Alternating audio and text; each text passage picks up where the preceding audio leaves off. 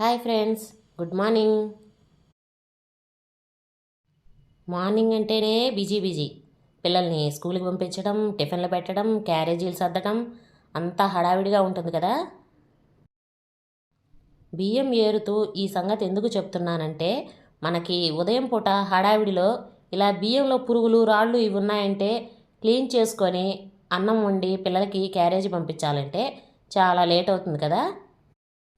అలా మీరు ఇబ్బంది పడకుండా ఉండాలని ఈరోజు వీడియోలో ఎలా క్లీన్ చేసుకోవాలో చూపిస్తానండి. ఎన్ని బస్తాల బియ్యం అయినా సరే అండి, ఒక్క 5 మినిట్స్లో మనం నీట్గా చేసేసుకోవచ్చు. ఇలా డస్ట్ ఉంటుంది కదా, ఆ డస్ట్ కూడా ఉండదు. ఇదిగోండి, ఒక అరబస్తా ఉన్నాయి బియ్యం.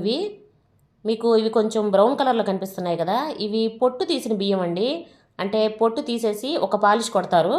ఆ బియ్యం కొంచెం కలర్ తక్కువగానే ఉంటాయి. కానీ ఇలాంటి బియ్యం వాడుకోవడం చాలా మంచిదండి హెల్త్కి. ఫుల్గా పాలిష్ పట్టిన బియ్యం వాడటం కంటే కూడా ఇలాంటివి వాడటం చాలా మంచిది. ఇవి తొందరగా పురుగు వచ్చేస్తాయండి. ఎందుకంటే వీటిల్లో మందులేమీ కలపరండి.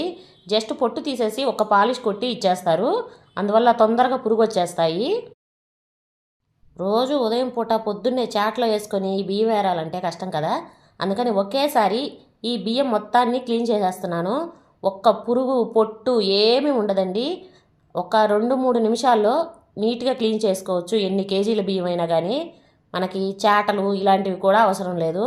చేతులు నొప్పి పుట్టే పనే లేదు. ఇప్పుడు ఫ్యాన్ ఎందుకు పెడుతున్నానంటే గాలి కోసం కాదండి, ఈ బియ్యం క్లీన్ చేసేదానికే ఫ్యాన్ పెడుతున్నాను. దీంతో ఇప్పుడు నేను బియ్యం అనేవి క్లీన్ చేస్తాను చూడండి. చిటికలో అయిపోతుంది.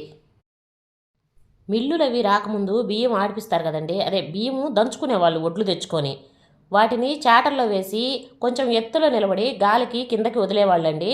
అప్పుడు దాంట్లో ఉండే పొట్టంతా గాలికి కింద పడిపోయి బియ్యం అనేవి సపరేట్ అయ్యేది. అలాగే ఇప్పుడు మనం చేస్తున్నాం. మనం గాలి కోసం ఇలా టేబుల్ ఫ్యాన్ని వాడదామండి. మందులు కలిపిన బియ్యం అయితే పురుగు రావు కానండి, ఇలా మందులు కలపకుండా మనం మిల్లు దగ్గర నుంచి ఆడిపించుకున్న బియ్యం అయితే పురుగు వస్తాయండి. ఒక 2-3 బస్తాలు తెప్పించుకుంటేనే మనకి ఒక బస్తా వాడేలోపు రెండో బస్తాకి పురుగు వచ్చేస్తుంది. ఇలా కానీ ఫ్యాన్ ముందు ఇలా పోసేసామంటే పురుగు అనేది గాలికి అవతలకు వెళ్ళిపోతుందండి. పొట్టు కానీ పురుగు కానీ ఏదైనా వెళ్ళిపోతుంది. మళ్ళీ మనం వీటిని చెరగాల్సిన పని ఉండదు.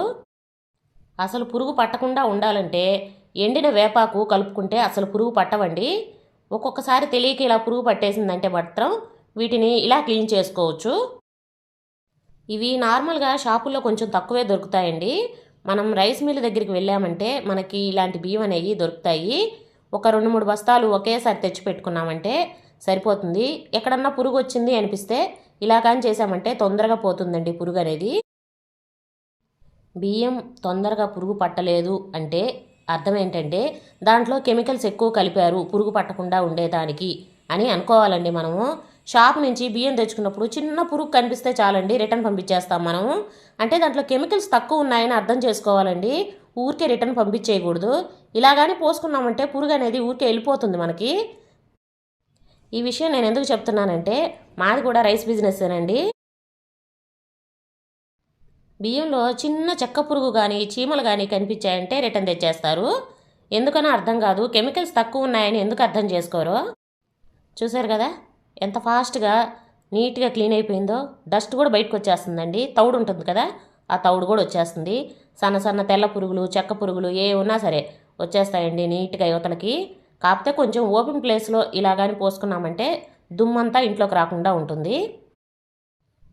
చూశారు కదా, చాటతో పని లేకుండా చేతులు నొప్పి పెట్టకుండా చిటికలో ఎన్ని బియ్యం క్లీన్ అయిపోయాయో. ఈ టెక్నిక్ పప్పులు క్లీన్ చేసుకున్నట్టు కూడా పనికొస్తుందండి. మినప్పప్పు కందిపప్పు మిల్లు దగ్గర నుంచి తెచ్చి పెట్టుకుంటారు కదా, వాటికి కూడా ఇలా దంపుడు బియ్యము పొట్టు పప్పులు మిల్లు దగ్గర నుంచి ఆడిపించుకునే వాళ్ళకి ఈ టిప్ బాగా యూజ్ అవుతుందండి. ఎక్కువ చేసుకోవాలంటే కష్టం కదా, చేతులు నొప్పి పెట్టకుండా ఇలా ఈజీగా చేసేసుకోవచ్చు. టిప్ నచ్చితే లైక్ చేసి సబ్స్క్రైబ్ చేసుకోండి. Thank you.